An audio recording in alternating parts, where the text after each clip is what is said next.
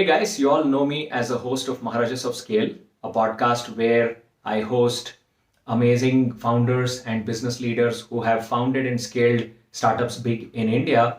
In that series, I talk to them about how they started their entrepreneurial journey and how they built a big business. A lot of listeners have reached out to me asking me to start a learning series.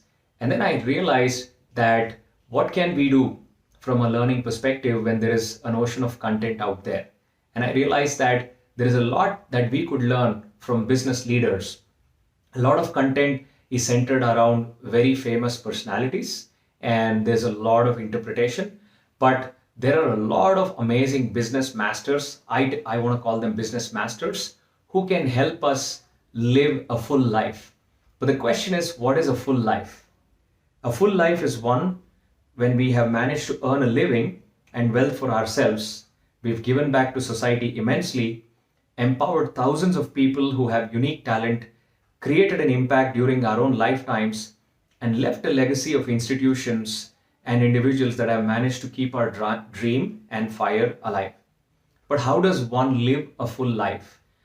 At first thought, we tend to get the feeling that maybe there aren't too many examples because we are struggling to make our ends meet, our ventures or our jobs are average. And then here we are talking about full life. That is where learning comes in. Learning from the right people comes in.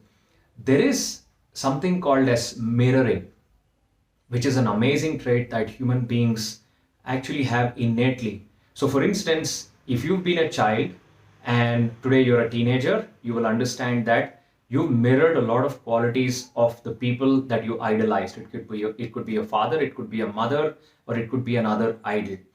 And the most famous story of mirroring comes from a Hindu epic called the Mahabarata. A lot of Hindu Indians who are familiar with characters from the Mahabharata will be familiar with a character called Ekalavya.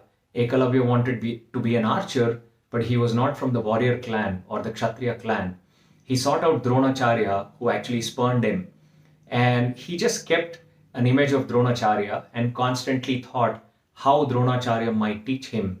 Eventually, he surpassed Dronacharya's greatest disciple, Arjun, who is supposed to be one of the greatest warriors this planet has ever seen. What Ekalavya was doing at that point in time was mirroring.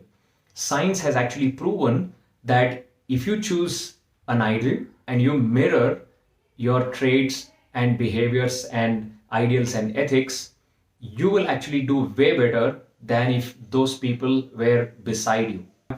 If you want mirroring to work for you, you also have to make sure that you pick the right heroes. Because mirroring is so powerful, you should not make the mistake of picking or choosing the wrong heroes.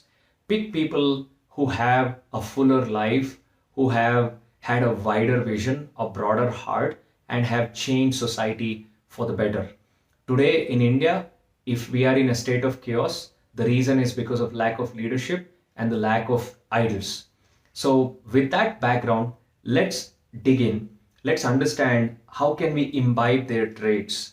I'm kicking off this series with the person who's perhaps best known as the father of Indian industry. And this business master's hand can be seen in silk, electricity, steel, hospitality, scientific research, and philanthropy.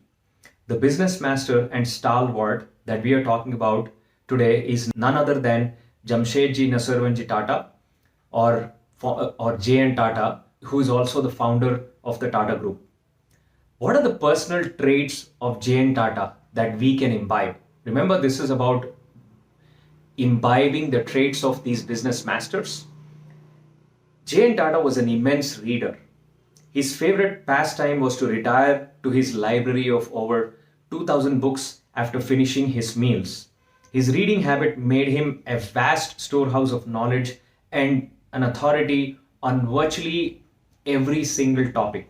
So this allowed him to think deeply on a variety of topics. One of the key traits to develop in life is to think deeply.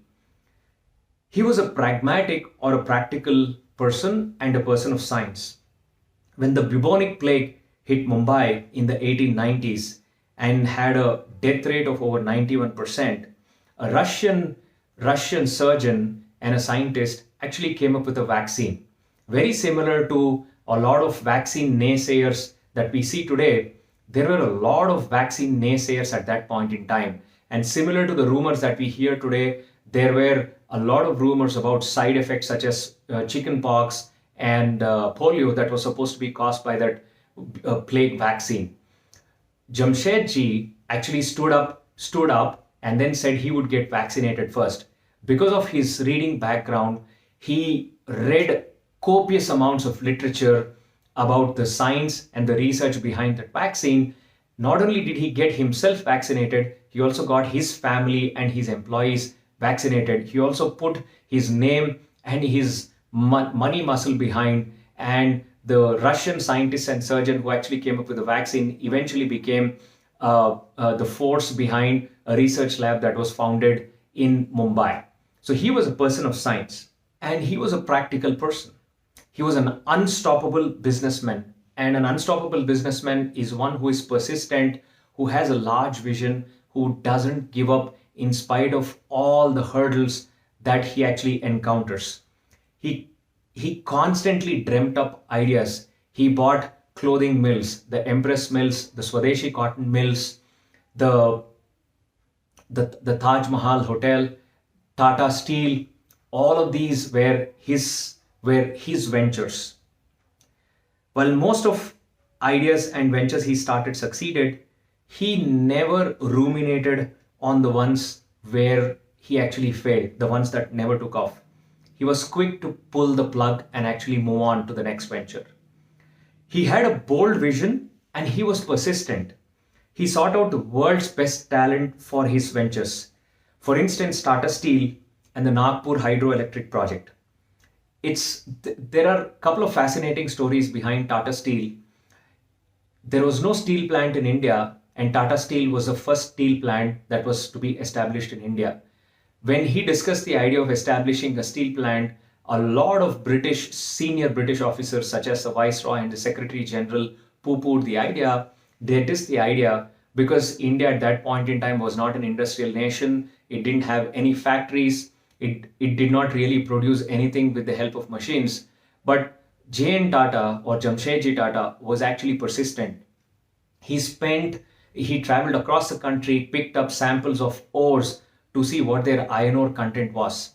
Remember, these were the times when the Geological Society of India, which mapped the mining resources of those countries, were either in their very initial years or they were virtually non-existent. A lot of the scientific basis, such as aerial surveys and mapping, did not even exist. So he had to travel manually. So he persisted for over 17 years until a rich deposit of iron ore was found in the state of Bengal, and they also found a water body right next to it, and they could take advantage of it. That venture is the predecessor to modern day Tata Steel or Tisco, and the instructions that he gave to the people that actually built the steel plant in terms of employee welfare, in terms of the width of the roads, in terms of actually making it a sustainable city, makes him a person that was far ahead of his or her time. And he had a vision. The next vision that he had was to actually build a world-renowned body of scientific research in India. Today, that legacy lives on as the Indian Institute of Science, but he had a lot of hurdles actually see that institute come to life. When he initially pitched that idea to Lord Curzon, who was the Viceroy of India, Curzon flatly refused. He never showed interest in the project. Jamshedji pledged and actually donated 1.25 lakh rupees of his own money, and the Mysore Maharaja, Nalvadi Narasimha Krishnaraja Vadiyar, at that point in time gave over 370 acres and gave 5 lakh rupees, and a variety of other people pledged their money and actually donated money to the project. But unfortunately, the British government and the Viceroy kept dragging their feet. He never lived to see the Indian Institute of Science actually take shape during his lifetime. He, in addition to the 1.25 lakh rupees, he sold over 17 buildings that he owned in Mumbai, and he wanted this project actually to come to life. His son Dorab eventually managed to get the project to life, but it did not come to life during the lifetime of Lord Curzon. It actually came to life during Lord Chelmsford, who was the eventual viceroy. Today, Tata Institute has given birth to scientists such as C.N.R. Rao, Vikram Sarabhai, Homi Bhabha. Vikram Sarabhai and Homi Bhabha have played crucial roles in India's atomic program as well as India's space program. And Indian Institute of Science has spawned many other bodies of research and patents. And it is one of the top 25 institutes in the world today. And all of that thanks to this man's vision. Another trait is he avoided the limelight and chose to make his work everything. He never got in front of the press. He never sought to be under the spotlight. And even when he came up with the idea of Indian Institute of Science, he made it very clear that they never wanted the Tata name to be associated with that particular institute. We've all heard about businessmen and billionaires who give billions in charity, but they want their names to be on the buildings, they want their names to be on the endowments, but they never insisted. Today, that institute, in fact, is still referred to by many locals as Tata Institute, although officially the name is Indian Institute of Science. Today's Jamsetji's legacy, and more importantly, the values of industry, science, ethics, meritocracy live on in the Tata Group. The Indian Hotels Group, which is a worldwide chain of hotels, actually started with Jamsetji starting the Taj Mahal Hotel in Mumbai, which is their flagship hotel.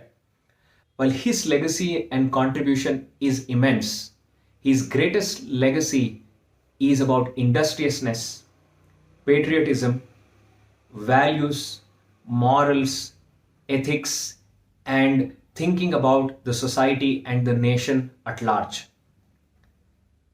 On my podcast, I say 1,000 entrepreneurs who go on to build unicorns which are valued at $1 billion or more. In fact, I would define a unicorn as that one which has $1 billion of revenue or more, can change the face of this nation. Which is why I've kicked off the series Business Masters. I will be bringing stories of amazing business masters where we could learn and imbibe their traits. Choose one of these business masters as your idols. Use the mirroring effect to its fullest extent to go succeed in your life and have a full life and change the nation. Until next time.